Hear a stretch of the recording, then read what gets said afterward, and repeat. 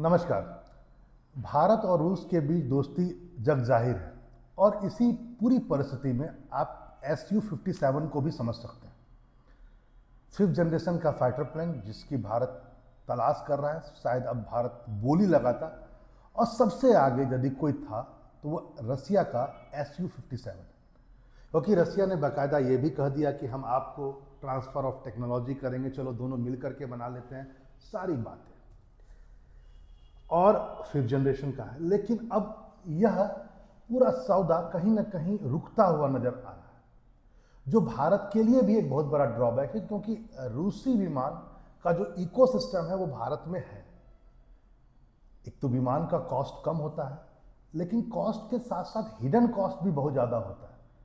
आपको पता होगा कि भारत ने यदि F-35 नहीं लिया तो इसके पीछे कारण केरल में खड़ा हुआ विमान नहीं था। कहीं ना कहीं भारत का जो इंडियन एयरफोर्स का जो पूरा इकोसिस्टम है वह फ्रांस और रसिया इसके अनुसार डेवलप किया गया है। यदि आप कोई नई कंपनी का विमान लाते हैं भारत में तो उसका हिडन कॉस्ट बहुत बढ़ जाएगा, क्योंकि बहुत सारी चीज़ें उसके साथ नई भी लानी पड़ेगी। और इससे क्या होगा, यदि कोई विमान मान लेते हैं इतने का है, मान लेते हैं 1000 करोड़ का है, तो हिडन कॉस्ट बढ़ करके उसका 2000 करोड़ हो जाएगा, बट डबल हो जाएगा। और इसलिए भारत नहीं चाहता है कि अमेरिका का लिया जाए। कोई दोस्त दुश्मनी वगैरह नहीं, बाकी और भी कारण हो सकते हैं, सोर्स कोड नहीं देना, ट्रांसफ़र ऑफ टेक्नोलॉजी, ये सब अपनी जगह। लेकिन अभी तक जो विमान सबसे इकोसिस्टम के हिसाब से, भारतीय इकोसिस्टम के हिसाब से और अन्य चीज़ों के हिसाब से जो सबसे ज़्यादा करीब माना जा रहा था कि भारत उसको परचेस करेगा, वह था Su-57E रूस का। लेकिन अब यह कटघरे में आ गया, क्योंकि माना जा रहा है कि इंडियन एयरफोर्स ने बाकायदा इस बात को कहा है कि इसका रेडार जो एब्जॉर्बिंग सिस्टम है वो पूरा अच्छा से काम नहीं कर रहा है। मतलब मैं सिंपल अर्थों में कहूँ तो इसको पकड़ा जा सकता है, बहुत ज़्यादा स्टील्थ नहीं है ये, स्टील्थ में कई खामियां हैं। अजीब सी बात। देखिए, इसमें आपको इस बात को समझना होगा कि भारत आखिर इतना ज़्यादा क्यों इस बात को एक्सपोज किया और सामने में रखा कि हम इतनी बड़ी खामी के साथ शायद अभी इसको न ले पाए। इसके पीछे कारण है क्योंकि भारत अभी बोल दिया है कि देखो, हम अंतिम रूप इसलिए नहीं दे पाएंगे अभी खरीदारी, क्योंकि हमको देखो अगली पीढ़ी का यानी 5th जनरेशन का 114 फाइटर प्लेन चाहिए। 114 का मूल्यांकन यदि किया जाए पैसे के हिसाब से तो लगभग 20 अरब रुपए होता है। इतना बड़ा सौदा वो भी आप 5th जनरेशन के नाम पर करें जिससे कोई रेडार पकड़ नहीं सकता है, और पता चला कि उसमें खामियां हैं, तो भारत शायद एक स्टेप आगे न बढ़ पाए। भारत ने बाकायदा इसको हॉल्ट पर रख दिया। यहाँ पर कुछ बात आप इसको भी समझें कि यदि विश्व की सबसे अच्छी जो 5th जनरेशन का स्टील्थ एयरक्राफ्ट माना जाता है वो अमेरिका का F-35 है ये, और ये है Su-57 जिसको रसिया कहता है मेरा भी स्टील्थ है, इसमें खामी निकाल दिया गया। देखो, इसमें यदि आप बहुत सारे मापदंड निकालोगे तो मैं आपको, यदि आप पूरा ना समझो तो कॉम्बैक्ट रेंज समझ सकते हैं, यानी एक बार में कितना बार वो रेंज ले सकता है। तो Su-57 आपको दिखेगा 3500, वहीं इसका जो रेंज है वह है 2800 किलोमीटर, यानी रेंज के हिसाब से Su नंबर 1 पर है। अब आइए अल्टीट्यूड, कितने ऊपर तक जा सकता है, ये 54,000 फीट तक जा सकता है, और यह मैक्सिमम 50,000 फीट तक जा सकता है, यानी अल्टीट्यूड में भी ये नंबर 1 है Su-57। स्पीड पर आइए, यह 2140 मैक्सिमम स्पीड है, और यदि आप F-35 का बात करें तो मात्र 1931 है, यानी स्पीड भी इसका ज़्यादा है। पेलोड कैपेसिटी, यानी कितने सामान को वो ले जा सकता है अपने सहित, 3500 किलोग्राम तक, 35,000, इसका है 70,000। यानी आप यहां पर देखेंगे तो पेलोड कैपेसिटी में केवल Su आपको दिखेगा थोड़ा सा कम, किसके मुताबिक, F-37 के मुताबिक। तो इसका मतलब सिंपल सा अर्थों में बात किया जाए कि कहीं ना कहीं रसिया ने की जो Su-57 है उसमें स्पीड और अल्टीट्यूड पर काम किया, स्टील टेक्नोलॉजी पर उतना काम शायद परफेक्शन तक नहीं हो पाया। इस पर बात क्यों आता है सामने, देखिए, रसिया ने बाकायदा जिस इंजन का यूज किया है उसमें है AL-41F1 इंजन। इसमें असाधारण थ्रस्ट होता है। थ्रस्ट वो चीज़ है जो टेक ऑफ के लिए जरूरी है और स्पीड के लिए जरूरी है।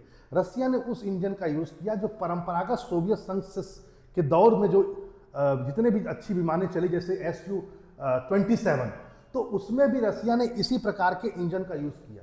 अब प्रॉब्लम क्या है, ये इंजन जो है वो स्पीड ज़्यादा जनरेट करता है, और स्पीड जनरेट करेगा तो जल्दी गर्म भी होगा, इंजन गर्म हो जाएगा, बॉडी गर्म हो जाएगा, और किसी भी विमान का जो थर्मल एनर्जी यदि उसका ज़्यादा है तो वह पकड़ में आ जाता है।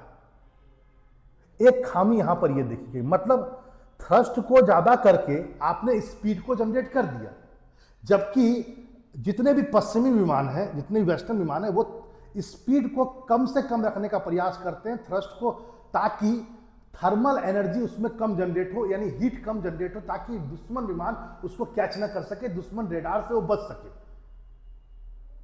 लेकिन रसिया शुरू से, आप रसिया के सोवियत संघ के दौर से देखेंगे, रसिया स्पीड पर काम करता है। बोला सब कुछ जाए बाढ़ में, इतना स्पीड रखो कि कोई दुश्मन तुमको कैच ही ना कर सके। लेकिन कब तक? जब आप स्टील्थ कहते हैं तो वहां पर आपको अपने दोनों, यदि आपको स्पीड रखना है तो थर्मल जो इंडक्शन है उसको कम करना पड़ेगा, वो नहीं हो पा रहा है, ये इसका ड्रॉबैक। दूसरा बात जरा देखिए, इसको जरा समझिए, जो मेन चीज बताया गया है इसको जरा समझना होगा, जो हमारे जो एयरफोर्स के द्वारा बताया गया कि रसिया का जो इंजन है, जो एक तरह से खुला इंजन है, जो पुराने सोवियत संघ में भी ऐसा ही इंजन होता था, और खुला इंजन जो है स्पीड ज़्यादा जनरेट कर सकता है। तो एक खुला इंजन और दूसरा नोजल आउटलुक, ये जो नोजल होता है ना पीछे वाला, ये नोजल आउटलुक, बोला ये सोवियत संघ के डिजाइन का है, इनका इंजन खुला है, नोजल आउटलुक, ये दोनों सोवियत संघ के जमाने का है, और ये पहले Su-27 में यूज हो चुका, और ये दोनों ही जो है वो रेडार क्रॉस सेक्शन बनाते हैं, मतलब इंजन और ये दोनों रेडार क्रॉस सेक्शन बनाते हैं, जिससे दुश्मन जो रेडार सेंसर है वो इसको आसानी से कैच कर सकता है। थोड़े और आसान शब्दों में समझे तो जरा इसको भी समझिए। माना जा रहा है कि Su-57C का जो रेडार क्रॉस सेक्शन है वह माना जाता है 0.1 से लेकर 1 वर्ग मीटर, यानी 1 मीटर स्क्वायर के बीच का है, जबकि आप लॉकहीड मार्टिन जो F-35 बनाती है वो 0.001 वर्ग मीटर का रेटिंग बनाती है। मतलब मैं सिंपल कहूं तो इसका जो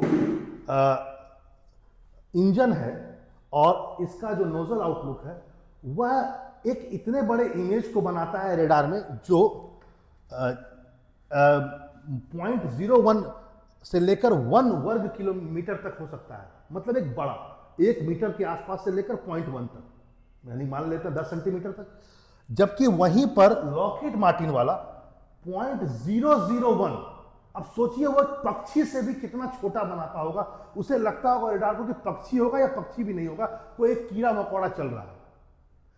ये सबसे बड़ा चीज हुआ है।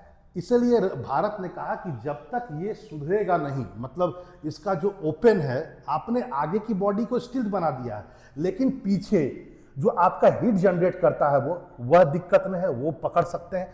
दूसरा, नोजल और खुला इंजन, ये कहीं ना कहीं इतने बड़े इमेज को लाकर खड़ा कर देता है रेडार के सामने, जो दुश्मनों को आसानी से पकड़ में आता है। यानी कहा जा सकता है कि Su-57 100% स्टिल्थ नहीं है। हाँ, स्पीड में जरूर अच्छा है, अल्टीट्यूड में अच्छा है, रेंज में अच्छा है, लेकिन ये 100% स्टिल्थ नहीं है। अब सबसे बड़ी बात होती है क्या, भारत अब एमका पर ही 100% डिपेंडेंट है। क्योंकि देखिए, इतना तो श्योर है कि भारत F-35 नहीं लेगा, क्योंकि मैंने पहले भी कहा भारत का इकोसिस्टम नहीं इसको पचा सकता, क्योंकि हिडन कॉस्ट बहुत बढ़ जाएगा।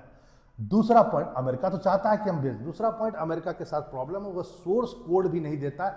सोर्स कोड वह बला है जिससे आप उस विमान में अपने मिसाइल को भी लगा सकते हैं, जो आपने बना रखा है ब्रह्मोस टाइप का, वो आपको उन्हीं का विमान खरीदो और फिर उन्हीं का मिसाइल भी यूज करो। अजीब सी बात है। तीसरा, ट्रांसफर ऑफ टेक्नोलॉजी भी नहीं है, हिडन कॉस्ट तो बढ़ा ही। वहीं अब भारत शायद में भी हो सकता है कि भारत किसी के साथ मिलकर के एमका प्रोजेक्ट को और अच्छा करेगा, और हो सकता है कि इसको एमका के थ्रू ही जो भारत का अपना स्वदेशी बनाने का जो एक मुहिम है, इसमें भारत ने शायद फ्रांस को भी रखा हुआ है, उस पर ज़्यादा भारत शायद डिपेंडेंट हो। लेकिन यदि भारत ने आनंद फानंद में भी यदि SU-57 को लेना चाहा तो ये बैठ करके रसिया और भारत को इस टेबल पर आकर के पहले भारत को सेटिस्फाई करना पड़ेगा कि ये 5th जनरेशन नहीं है, 4.5 है, रेट को भी कम करना होगा, या रसिया को उस खामी को दूर भी करना पड़ सकता है। ये दोनों ही चीज़ें हो सकती, खामी दूर करके सौदा हो सकता हो या रेट कम करके 4.5 जनरेशन मान करके यही काम हो सकता है, नहीं तो बड़ा मुश्किल है 5th जनरेशन करके शायद भारत इसको न ले। चलिए फिर मिलते हैं ऐसे इंफॉर्मेटिव एक नई वीडियो के साथ। नमस्कार।